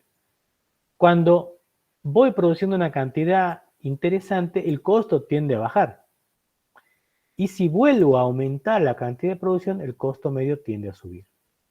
Eso proviene de aquí. Si el total lo dividimos entre la cantidad, va a tener ese comportamiento. Miguel, disculpe. Sí. Miguel. Sí, sí, sí. ¿Qué la podría ampliar? Porque yo veo medio poco y además está medio chiquita la imagen. ¿La podría ampliar? Porque yo estaba leyendo costo total y abajo la de mayor pendiente negativa y es la fijo, eso no es cierto, costo fijo. Claro, ahí le he puesto, lo he maximizado, pero después no me va a permitir pasarla. Ahí la ven que no, está ampliada. Si la puede ampliar de acá de Zoom. A ver. Ah, de abajo, vos dices. Abajo ahí. En la derecha. Ahí. Ahí. Claro, Ahí está. Ahí está. Ahora bueno, sí. Ahí estamos. Gracias. Ay, pero se me dio la otra porque no me permite. Ahí está. Aquí está. Entonces aquí vemos que a medida que aumentamos la cantidad producida, el costo fijo medio tiende a bajar, porque es un valor fijo que lo voy dividiendo en cada vez más unidades. Entonces tiende a ser chiquitito. El costo medio baja. Ahí está claro. ¿Sí? El costo medio, cuando yo tengo poco producción, el costo medio es relativamente alto. Y lo bueno es que a medida que aumento la producción tiende a bajar. Debe bajar. Y a medida que aumento más aún, debido a que hay una restricción de los factores fijos, el costo medio vuelve a subir. Entonces ya no me conviene porque tengo costos medios altos. ¿Está? Ese comportamiento de la curva, en donde tengo el mínimo costo medio, se da exactamente en el punto del máximo rendimiento del factor variable en la curva de producción que vimos. ¿Se acuerdan que la curva de producción crecía, pero después teníamos que la curva del producto medio subía hasta un punto máximo y bajaba? En ese punto máximo del producto medio se da la coincidencia en donde el costo medio también es más bajo, porque estoy haciendo el uso óptimo del factor variable. Si estoy haciendo el uso óptimo del factor variable, significa que tengo menor costo. Ese es el punto que buscamos. ¿Está? La curva de costo variable medio también va a tener el mismo comportamiento que la del curva de costo medio porque está asociada a la curva anterior de los costos que vimos del variable y del total. Son como paralelos, pero están desplazados aquí porque existe esta curva que es la curva del costo marginal. La curva de costo marginal empieza siendo baja, pero a medida que vayamos incrementando la producción, el costo marginal va subiendo. Eso es interesante porque una parte de la curva del costo marginal vendría a ser la que surge desde aquí, la que se convierte en la curva de oferta, que vimos en la clase anterior, demanda y oferta. Entonces, esa curva de oferta que el oferente o el fabricante ofrece, la cantidad en función de los precios que él ofrece está en función de esta curva. Por eso es importante, están relacionados todos. Está aquí nada viene aislado, todo está íntimamente relacionado a lo que venimos viendo. Es como toda una serie de Netflix. Uno se pierde un capítulo y capaz que el otro no lo va a enganchar, porque todo está totalmente relacionado. Entonces, lo que vamos a buscar es trabajar con estos gráficos a partir de datos que están previstos en el trabajo práctico para encontrar esos puntos que son claves. Obviamente, en la realidad de cada uno de nuestros trabajos, no siempre vamos a tener acceso a toda esa información, ¿sí? Pero sí nos va a servir para poder saber dónde tenemos que poner la lapicera en el momento de analizar lo que buscamos. Obviamente, en función de los precios que vieron la clase anterior, cómo se fija el precio de mercado, el precio de venta, estará en función de esos precios y de los productos que yo venda, de la cantidad que yo venda, cuánto me va a ingresar a mí de dinero por la venta del producto. Eso es lo que denominamos nosotros ingreso total. Entonces yo he producido todo el tomate, lo he cosechado, lo he puesto en caja, en cajones, lo he limpiado, he puesto un plumerito, no sé qué le pone que da tanto brillo al tomate que está rico, son tentadores, y después lo muerde todo verde adentro. Algunos, ¿no? Otros están muy buenos. La cuestión es que todo eso está dentro del costo. Toda esa actividad, el cajón, el flete, todo, y ponerlo en la cara del cliente, hasta ahí llega el costo. ¿Sí? Entonces, toda esa historia de proceso de costos hasta llegar a tener el producto terminado y puesto para la venta, es una parte. Y ahora viene la otra parte, que es lo que voy a obtener cuando yo venda ese producto.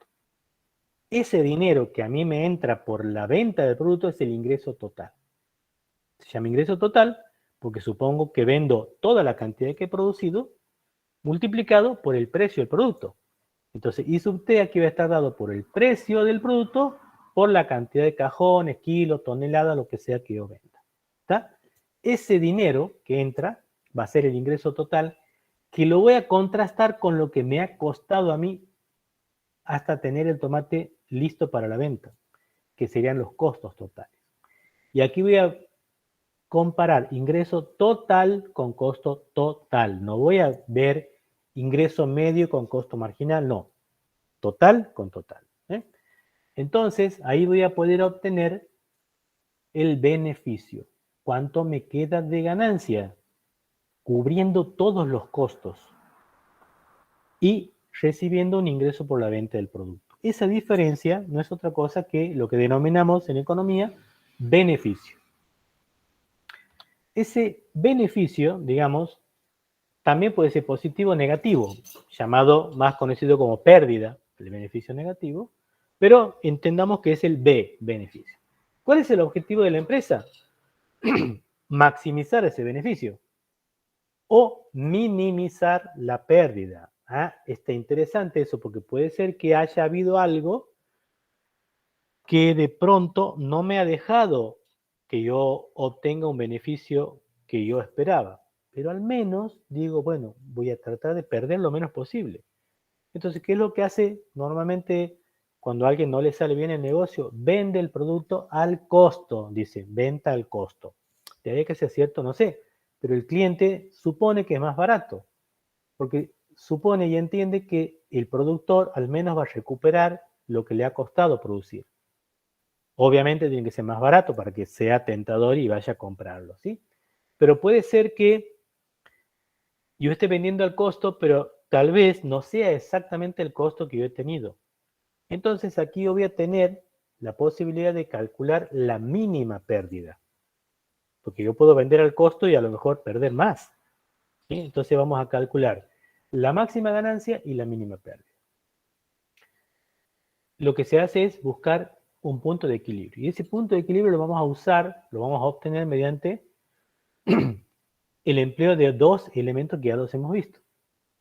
Ese punto de equilibrio, en el cual es la información necesaria que tiene que tener el empresario al momento de analizar la venta y los costos, para poder ver el beneficio, necesita de dos elementos. Primero es el precio del producto, que nosotros lo vemos como P sub I, que es igual que el ingreso marginal, vamos a ver por qué, y que buscamos que sea igual al costo marginal. Entonces, cuando vemos que se iguala el costo marginal con el precio, estamos encontrando un punto. ¿Y por qué hablo del ingreso marginal? Porque si yo tengo, a medida que voy vendiendo mis productos, mis unidades, ¿sí? Voy teniendo un ingreso. Vendo una unidad más y ese ingreso total se ve modificado. Entonces, la modificación del ingreso total que yo voy teniendo por la venta de los productos, cuando vendo una unidad más a ese precio, se va incrementando, obviamente. Entonces, el ingreso marginal está igualado con el precio. Significa que si yo fabrico marcadores, vendo 2 marcadores a 100 pesos cada uno, mi ingreso total son 200 pesos. Si vendo un tercer marcador, mi ingreso total va a ser 300 pesos, pero el ingreso marginal es 100 pesos, que sería el precio del marcador. Por eso es que ahí vemos que el precio es igual al ingreso marginal. En definitiva, lo que nos interesa es el precio del producto. Cuando el precio del producto se iguala al costo marginal, tengo una información que vale oro. Entonces, que está dada por este gráfico. Como ven, en este gráfico tenemos, es muy importante este gráfico, tanto como el de la oferta y la demanda, donde conocemos la cantidad ofrecida, la cantidad demandada. Tenemos todos los costos calculados, pero de los costos calculados que tenemos y de la producción que tenemos, nos interesa solamente para tomar esta decisión el costo marginal y el costo medio. Esta curva blanca y esta curva negra, que es el costo medio. Y obviamente el precio del producto. Evidentemente el precio del producto no va a variar, porque es el precio del producto que lo fija el mercado. Precio del kilo de tomate. Entonces yo voy a comparar ese precio del kilo de tomate, que es el mismo, con mis costos marginales de producción. Entonces cuando yo veo que los costos marginales van subiendo, llegará un punto en donde se cruzan. En ese punto donde se cruza, que sería aquí, si yo bajo una línea vertical hacia la Q, que sería cantidad de volumen de producción, me está diciendo cuál es la cantidad de equilibrio que a mí me va a asegurar que gane la máxima cantidad de beneficio o que tenga la mínima cantidad de pérdida. Entonces, esta Q de equilibrio es la que normalmente nadie la encuentra, porque nadie la busca. ¿Por qué? Porque no tienen los datos. Porque es necesario tener datos. El único dato que tenemos es el del precio del tomate, y los costos lo hacemos sumando, así un montón de cosas, el tuntún, cuánto de nafta, cuánto de empleado. Pero si hacemos todo un estudio tabulado de los costos en función de la producción y todo lo demás, y podemos llegar a tener esta curva, me va a decir, amigo, a usted le conviene producir 8 hectáreas de acuerdo a su capacidad productiva, o 200 hectáreas de tomate de acuerdo a su capacidad productiva, de acuerdo a sus costos, y esa cantidad de equilibrio le va a asegurar el máximo beneficio. Y el resto de la tierra que no esté usando, úsela para otro producto. Capaz que estoy usando toda mi tierra para producir tomate, cuando quizá puedo ganar más usando 2/3 de la tierra y la otra porción haciendo otra cosa, ¿sí? O arrendando y teniendo mayor ganancia. Entonces es importante esta Q de equilibrio. ¿Qué me sirve también esta Q de equilibrio? Para poder medir por dónde anda mi costo medio. Entonces yo aquí veo que mi costo medio, que es esta curva negra, en mi cantidad producida es esta. Este punto que está aquí. Vamos a maximizarlo un poquitito. Ahí está. Este Q de equilibrio me dice, usted tiene que producir tanta cantidad de tomates. ¿Sí? Entonces, esa cantidad de tomates la tengo en X cantidad de hectáreas, listo. Entonces, de acuerdo a esa producción, este sería mi costo medio, ¿sí? En el mínimo costo medio se cruza con la curva de costo marginal, es una información que me sirve, pero a mí la que me interesa es esta, en donde la cantidad de equilibrio corta la curva de costo medio. Por lo tanto, si yo tengo produciendo esta cantidad, este costo medio y este ingreso por la venta, obviamente los ingresos superan a los costos. ¿Sí? Entonces, ¿qué puedo modificar yo? La curva de costos. La puedo subir, la puedo bajar, obviamente perdiendo calidad en el producto, ¿no? O mejorando, no sé, eso dependerá. pero la curva roja no la puedo mover. Pero sí se puede mover por cuestiones de mercado. O sea, de pronto puede haber una escasez de tomate y el precio sube. Ah, listo, yo tengo mi producción, el precio del tomate ha subido por una situación de temporada, de moda o lo que sea, o ha bajado. Entonces ese precio yo no lo muevo, eso lo regula el mercado. Entonces yo me puedo acomodar con mis curvas de costos, haciendo bajar mi curva de costos o subiéndola de manera que pueda regular este rango que sería el beneficio. Este beneficio es el beneficio unitario. Si yo lo multiplico por toda la cantidad, voy a tener el costo total, que eso lo van a ver en el práctico, que sería este rectángulo, el de ingreso total, que sería todo lo que está debajo de la curva roja, y luego sería el beneficio, que sería este rectángulo que está aquí, que sería el que está por debajo del beneficio, por debajo del ingreso. Entonces ahí tengo un beneficio positivo porque los ingresos superan a los costos. Podemos tener una situación como esta, que es igual que la anterior, nada más que si la ponemos aquí en esta situación, vemos que ¿sí? Van variando, ¿no? Esta es la situación inicial. Vemos que ahora, por una cuestión X, yo tengo mi curva de producción, el precio ha bajado, el precio de mercado ha bajado. ¿Por qué? Porque puede haber mucha oferta, entonces el precio tiende a bajar, pero mis costos no han bajado. Mis costos siguen siendo los mismos. Entonces, ante esa situación, yo ya no me conviene producir la cantidad que tenía antes. Ahora me conviene producir en la cantidad en donde el nuevo precio rojo se cruce con la línea de costo marginal. En este caso, la cantidad tiene que ser menor.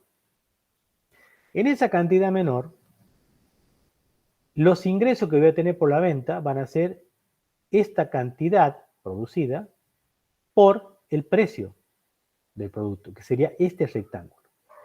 Y curiosamente, coincidentemente, es igual al costo, porque el costo era este, mi costo medio es este en esta situación, por lo tanto el costo total va a estar dado por también este rectángulo. En este caso no he ganado ni he perdido. Simplemente el ingreso me ha cubierto el costo. Ha sido una situación donde he vendido al costo. Pero puedo tener una situación peor, en donde los costos de producción están arriba de la línea que me dice que sería la cantidad óptima de producción. Estando arriba de esto, del precio, el costo, obviamente mis costos al ser mayores que los precios de venta, no sería viable sostenerme, por lo tanto tendería a cerrar. Ese es el análisis que todo empresario debería hacerlo, que no digo que no lo hacen, ¿no? Pero quizás muchos no tienen a la persona indicada para que lo pueda llegar a hacer y darle la solución para poder triunfar en su negocio. Por eso muchas empresas terminan cerrando. No porque hagan malas cosas, sino porque a lo mejor no han podido aplicar esto porque no lo sabían.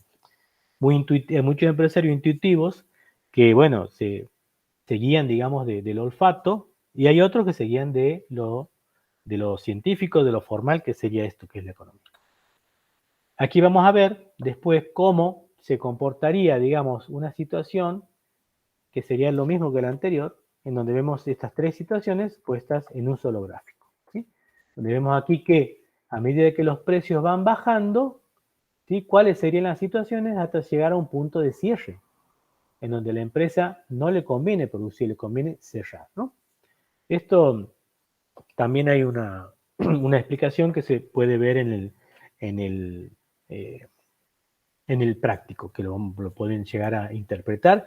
Una vez que vayamos viendo que a medida que el precio baja, ¿sí? El precio lo tenemos que hacer coincidir con la curva de producto marginal y me dirá cuál será la cantidad óptima. Si el precio disminuyera a P sub 2, la cantidad óptima sería Q sub 2. Si el precio disminuyera a P sub 5, la cantidad óptima sería Q sub 5. En cada una de estas cantidades, los costos van a ser los mismos, porque la empresa no ha modificado el costo de producción. Le dice, produzca menos. Entonces los costos, si se mantienen iguales, y el precio sube y baja, estaremos en una situación de ganancia o pérdida en cada una de las situaciones que se den. Esto es un ejercicio, digamos, de cómo tendríamos que tener los datos de producción a medida que vayamos produciendo una X cantidad, cuáles serían los costos fijos, cuáles serían los costos variables, cuáles serían los costos totales, cuáles los costos promedios, cuáles los costos marginales. Entonces, teniendo esta información, si nosotros le pedimos a un Excel o a un amigo que conozca manejar el Excel, que haga los gráficos, me dará los gráficos que acabamos de ver. Y eso nos llevará a tomar decisiones precisas. Cuando hablamos de largo plazo, dejamos el tema del corto plazo, apunta a una empresa que tiene la posibilidad de poder alterar la cantidad usada de cualquiera de los factores productivos, tanto el capital como todos los factores fijos y los factores variables. Entonces, la curva del costo medio a largo plazo, no lo vamos a profundizar tanto, va a tener una forma de U, pero esa forma de la curva de costo medio refleja lo que pueden ser economías o deseconomías de escala. Economía es cuando trabajamos bien y deseconomía es cuando empezamos a trabajar mal. Entonces, en esos casos, las curvas van a tener rendimientos crecientes de escala cuando el costo medio a largo plazo va disminuyendo cuando aumento la producción. Eso es lo lógico y lo normal. O sea, a medida que yo produzco más, el costo tiende a bajar. Estoy trabajando en una economía de escala. Ahora, cuando yo empiezo a producir más y el rendimiento empieza a ser decreciente, es decir, porque aumentan los costos, cuando aumenta el costo ya estoy en una etapa o en una zona de lo que se denomina deseconomía de escala. Entonces ya no me conviene seguir trabajando. Por lo tanto, para poder manejar eso, yo tendría que manejar ciertos factores o fuerzas que son los que pueden originar la disminución en el costo para mayores niveles de producción. Es decir, deberé conocer cuáles son esos elementos que yo puedo llegar a manejarlos de manera que al aumentar la producción tiendan a ir disminuyendo y no a ir aumentando. Por ejemplo, lo que es la indivisibilidad de los factores, o la especialidad del trabajo, o la tecnología. ¿Qué sería esto? Significa, por ejemplo, la indivisibilidad de factores, significa que hay factores en donde yo no los puedo dividir a medida que voy aumentando, pero sí puedo asignarle una mayor carga de responsabilidad, por ejemplo, a un gerente. Entonces yo al gerente le puedo decir, bueno, te puedo incrementar un poco tus saberes de manera que vos me regules toda la producción porque vamos a aumentar la producción. Entonces no estoy poniendo otro gerente y otro gerente y otro gerente, sino que como es indivisible la gerencia, lo que hago es manejar eso. O también a las máquinas darle un uso, digamos en un régimen de producción mayor. Entonces con eso hago bajar el costo medio y hago aumentar la producción. También lo puedo lograr haciendo la especialización. A medida que la empresa crece, cada trabajador puede ir concentrándose más en una tarea y hacerla con mayor eficiencia. En vez de tener un trabajador que haga varias cosas, pongo una persona en un tema específico o un grupo de personas en un tema específico que van a concentrarse en ese tema. Y la producción va a ir subiendo, mientras ellos van a ser siempre los mismos, pero más eficientes. O la tecnología también lo puedo hacer, mejorar la escala, a gran escala, aprovechando mejor el capital físico, y esto se ve en casos de industrias que producen bienes, ¿no? Entonces doy mayores incrementos en la tecnología, cambiando quizás un equipo, en vez de poner dos equipos iguales, pongo un segundo equipo que es mejor que los dos, que la sumatoria de estos dos. Entonces, haciendo eso puedo ir mejorando la economía. Y las deseconomías y economías lo puedo lograr, por ejemplo, en la industria manufacturera, cuando la curva de costo medio a largo plazo tiene una forma de L, es decir, que a medida que voy aumentando el costo va bajando, como el costo fijo, que iba bajando, ¿no? Una forma de L. O si no, en las empresas de servicios, buscaría que la curva del costo medio a largo plazo tenga una forma de U. En el caso de economías y deseconomías de escala, como en el caso de lavandería, restaurante, que son servicios. Ahora bien, vamos a ver en estos 15 minutos cómo juega el mercado en toda esta cuestión. Porque hasta donde venimos hablando, hablamos de la empresa, del empresario, de los factores para la producción, de los costos y cómo jugamos con los costos, no cómo jugamos, cómo los analizamos y los vemos, el comportamiento de los mismos, pero hay una cuestión interesante que es el precio, y ese precio viene fijado por el mercado.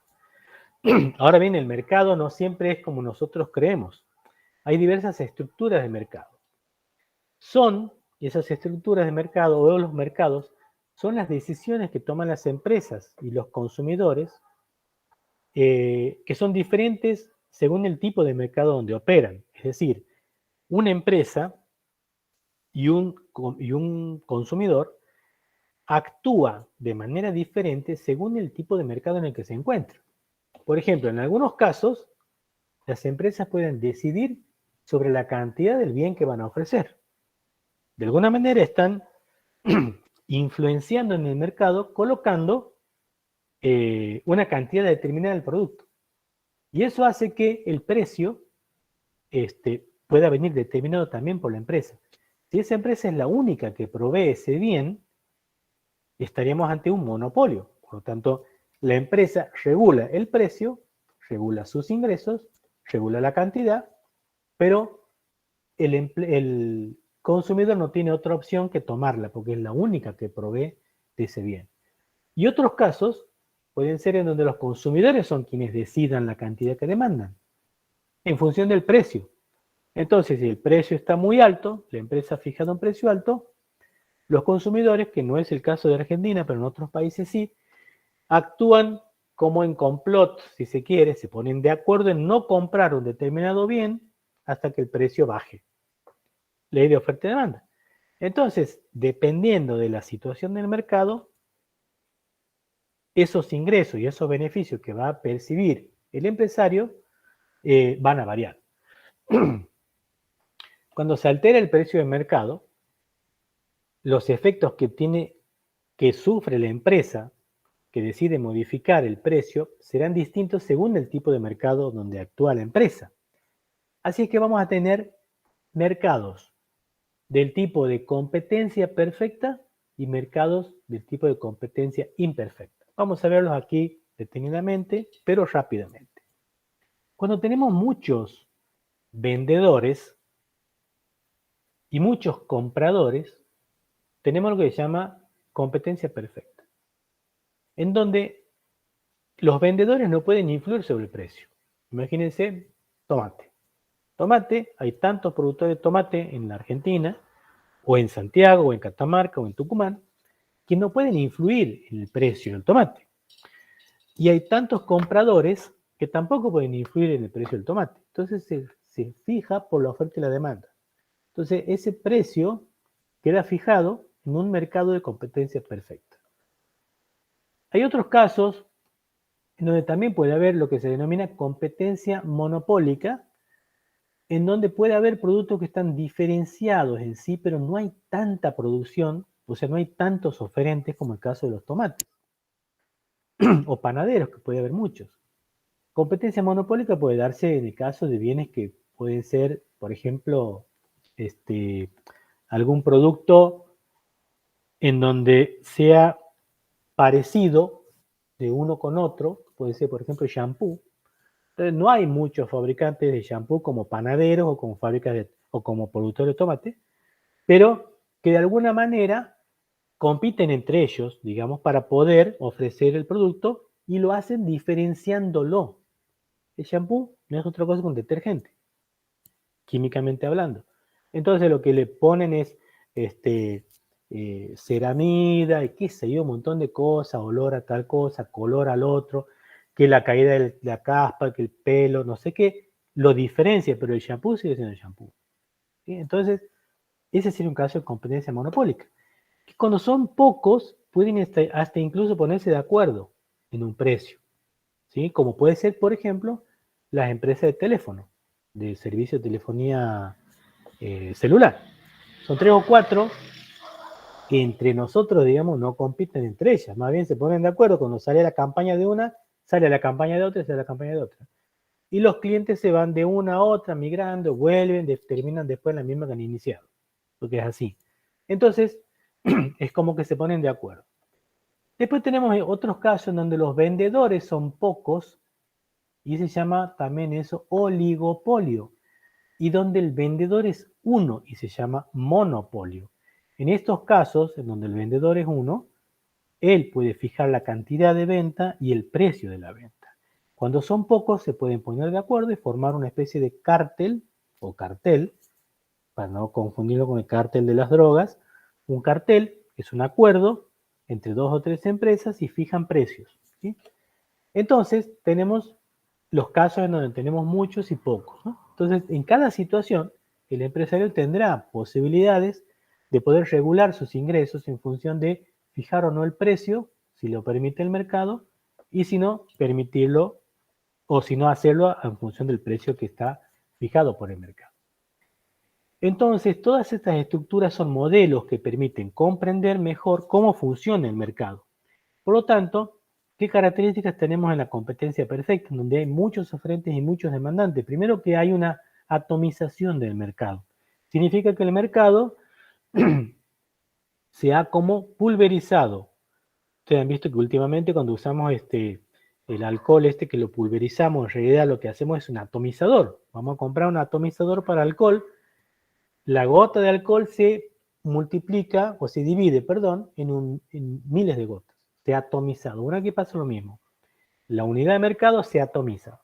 Cuando existe eso, o sea que hay muchos oferentes y muchos demandantes, y el producto es homogéneo, o el bien es homogéneo, le hace tomate, o leche, o pan, o trigo, que son commodities, básicamente, y hay transparencia en la información del producto, y también hay lo que se llama libre movilidad de factores.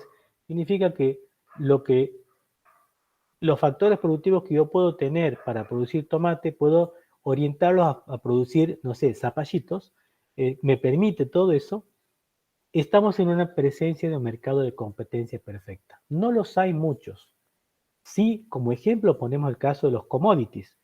Trigo, soja a nivel mundial, ¿no? Madera, incluso madera en bruto, sin especificar qué tipo de madera es, pero cuando hablamos de madera o carbón, ¿sí? Sabemos que hay carbón de diferente calidad, sabemos que hay leche de diferente calidad, sabemos que hay maíz de diferente calidad, pero no deja de ser maíz. Entonces es una commodity. Esos productos son denominados o son los que se comercializan en mercados de competencia perfecta. Ahí están qué significa la atomización, la homogeneidad, la transparencia y la libre movilidad. Por lo tanto, son los productos agropecuarios, los productos de capitales, o sea, lo que son, por ejemplo, divisas, lo que son acciones, son commodities en donde en cualquier lugar del mundo es lo mismo. Una acción de, no sé, Google, en cualquier lugar del mundo tiene el mismo precio y es la misma. O sea que hay transparencia, ¿sí? O los bienes obtenidos de la pesca. Entonces, todos esos son mercados de competencia perfecta. El monopolio, que tiene característica que hay un solo oferente, no tiene un rival identificable. Hay barreras de entrada, o sea que no cualquiera puede poner a competírsele al que tiene el monopolio. Tiene que ser muy poderoso, económicamente y en algunos casos políticamente. No hay diferenciación del producto porque hay un solo producto, ¿sí? Y el vendedor tiene el poder de mercado, o sea, es el dueño del mercado para fijar y aumentar el precio, disminuir no, obviamente, y aumentar el precio del producto como él quiera. ¿Está? Entonces, que se da mucho el monopolio, el ejemplo no es el bueno, no es muy bueno, pero en venta de drogas, normalmente hay personas o carteles que ocupan una ciudad entera y hasta incluso regiones, en donde son los únicos proveedores de esa cuestión, en donde fijan un precio, y no, ahí no es cuestión de mercado, es cuestiones de poder, ¿no? Y de mafias, de muchas cosas, pero sería un ejemplo. Y también está lo que se llaman monopolios naturales, porque nosotros nos ponemos a ver, nosotros en Santiago, por ejemplo, tenemos EDESE, que es la empresa que nos provee de electricidad, y no podemos cambiarnos. No hay otra más. Y tenemos Aguas de Santiago, que es la empresa que provee agua potable de red, y no podemos tomar otra empresa. ¿Por qué? Porque hay una situación en la que, si nos imaginamos que hubiera en la ciudad 4 empresas que ofrezcan agua, tendría que estar rompiendo las calles permanentemente para poner cañerías para que venga el agua de la empresa A, B, o C o D. Y si yo quiero pasarme de una empresa a otra, tengo que romper la vereda, tener el tipo que conecte la cañería, sería complicadísimo. Lo mismo con electricidad, lo mismo con gas. Entonces, esos monopolios, son monopolios naturales, están regulados de alguna manera por el Estado y por los entes. Está el ente regulador de energía, el ente regulador de comunicaciones, el ente regulador de gas y así. Entonces, esos monopolios están permitidos por la economía porque están regulados. No operan como monopolio cualquiera normal. Decía también que es el único oferente, hay barreras de entrada a otros vendedores, no cualquiera puede venir a competir, no hay diferenciación de producto y tiene el poder de fijar la cantidad y el precio del producto que quiera el monopolio. Restringe la producción si quiere y eleva los precios, produce cuando quiere, si es que quiere, lo que quiere, al precio que quiere. Su curva de demanda es la curva de demanda del mercado, porque no hay oferta, digamos, prácticamente no existe una modificación de cantidad ofrecida al precio, porque no existe, existe un solo punto. Si desea aumentar la cantidad vendida, debe disminuir el precio, o sea, él solo puede regular eso, y de alguna manera fija el precio que sería superior al costo marginal de la producción, dado que los clientes no tienen ninguna otra alternativa. ¿Cuáles son las causas o origen del monopolio? El acceso exclusivo y el control de un factor de producción. Por ejemplo, alguien que sea el único proveedor de esa materia prima. Entonces, en ese caso, él es el único que produce la materia prima y puede ser el único que produce el material.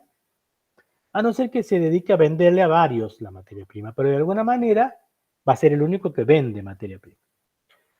Cuando hay propiedad de una patente exclusiva o de un secreto, donde el propietario de la patente es el que decide quién va a fabricar eso, si es que quiere ceder el derecho a alguien, pero no a varios, porque mantiene la propiedad intelectual de esa patente.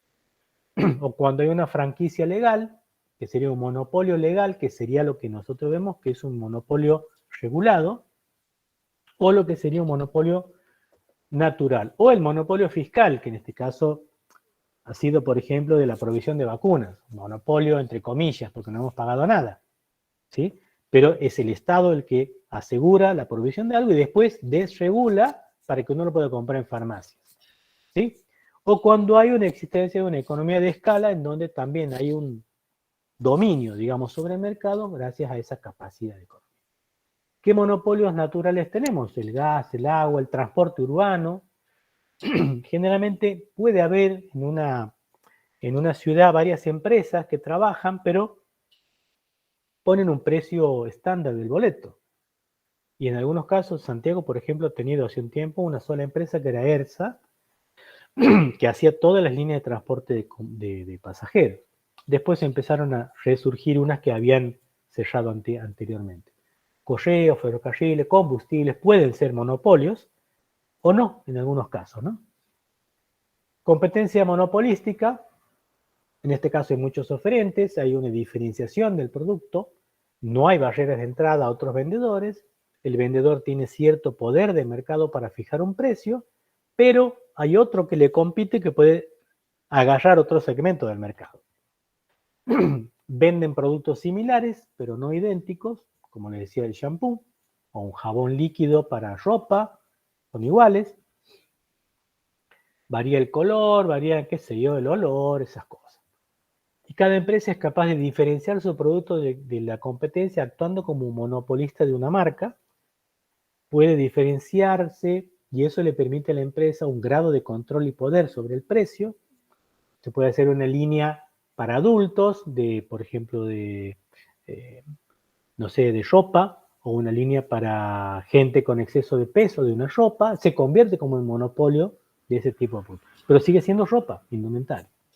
La publicidad es la que puede crear diferencias aparentes muchas veces, porque nos dicen que este desinfectante opera con el 99,9% de efectividad y el otro 99,8%. Entonces, le creemos al que dice que tiene más y a lo mejor son iguales, simplemente para captar clientes.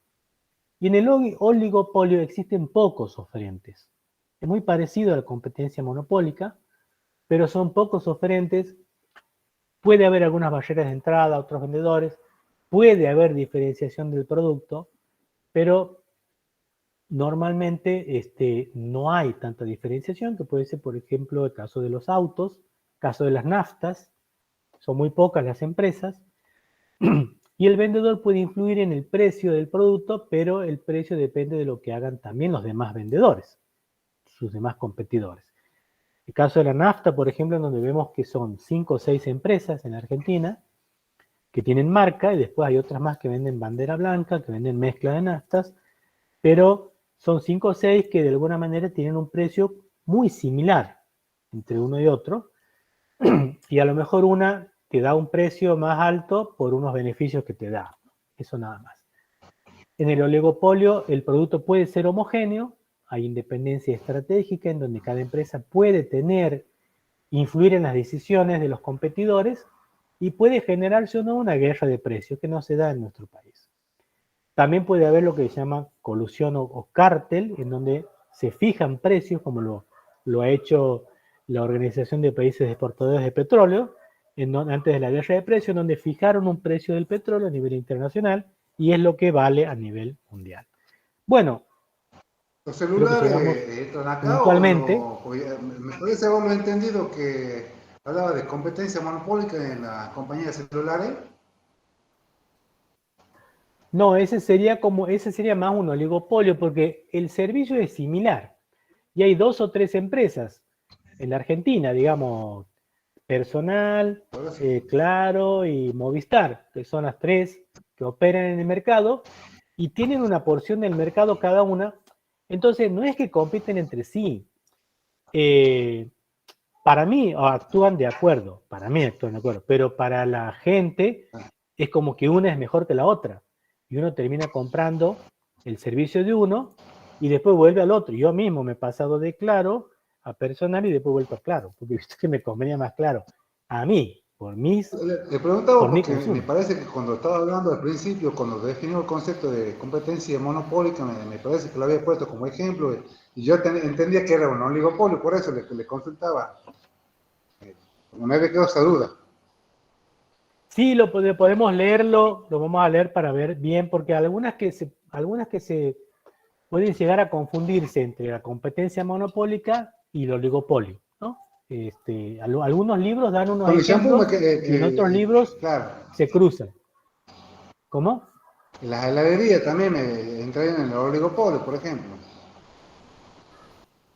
Puede ser, claro, pero en el oligopolio, fíjate aquí, en el último punto dice que pueden llegar a acordar precios.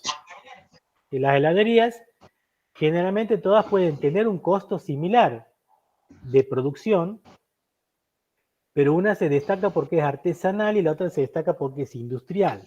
Entonces vos tienes un helado barato, pero industrial, y un helado caro, pero artesanal. Pero en definitiva es helado. Claro. ¿Entiendes?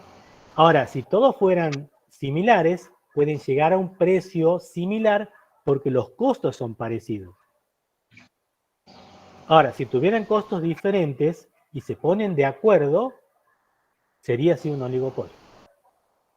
Y en el caso de por ejemplo, las leches, que por ejemplo una empresa tiene, no sé, ponerle a Serenísima, pero tiene una segunda marca y tiene una tercera marca y van comercializando así, y en realidad es la misma leche, digamos, pero van jugando más con el tema publicitario. Exactamente. Vos ves en ese caso, tendría que ser, porque la leche es la misma.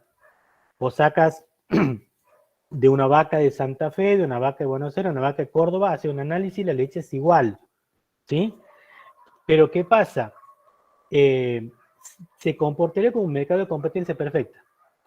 Pero al haber tanto consumo de la leche, que es un producto muy consumido en el país, y al haber tantos productores también, de alguna manera tratan de competir entre ellos, tratan de diferenciarse. Si todos miran lo que es el pan, sería el pan el mercado de competencia perfecta, la leche también. Pero cuando entramos ya al producto diferenciado, en donde vemos leche sin lactosa, leche chocolatada, leche con minerales, leche fortificada con hierro, y así le empiezan a meter variantes al producto, y ya pasamos de lo que sería competencia perfecta a lo que podría ser una competencia monopolística, en donde cada uno sería un monopolio, porque sería el monopolio de la leche descremada, el monopolio de la leche fortificada, el monopolio de la leche chocolatada. ¿Entiendes? Se desvirtúa, pero no deja de ser un producto que es igual para todo el mundo. Ok, Gracias, bueno, hemos profe. cumplido con el plazo perfectamente, ¿no? Con el tiempo, 2 horas. Por lo tanto, dejo de compartir la pantalla. A ver, vamos a ver. Estamos aquí de vuelta, dejo de compartir la pantalla. He hecho de noche aquí, H. Bueno, Dejo de es grabar. muy difícil. Sí, seguimos grabando como quieran, si no dejamos de grabar. Es muy difícil poder comprimir en 2 horas lo que normalmente nos lleva a nosotros 3 meses de clases, ¿no? Pero son 3 unidades, varias clases, ejercicios prácticos. Bueno, lo hemos compilado aquí, está para poder verlo en el video todas las veces que sea necesaria, y estamos disponibles con Gabriela para las consultas todas las veces que sea necesaria. Así que bueno, llegamos hasta aquí con la clase, y mañana se verían con Gaby nuevamente para ver la parte práctica de esto, para poder aplicar estos conceptos en estos ejercicios que van a ser simplemente interpretar curvas, hacer unos cálculos, que ella los va a orientar cómo trabajarlos, para luego en la evaluación podamos volver a retomarlos. Gracias. Así que Muchas bueno, gracias, les doctor. agradezco la Perfecto. atención. Espero que haya sido fluida la clase, no se haya cortado. A mí no se me ha cortado por lo menos, y la grabación que quede como un buen producto de esto. Tuvo inconvenientes, gracias a Dios. Bueno, después me pasa el archivo para que lo subamos a la plataforma como enlace. ¿Ok?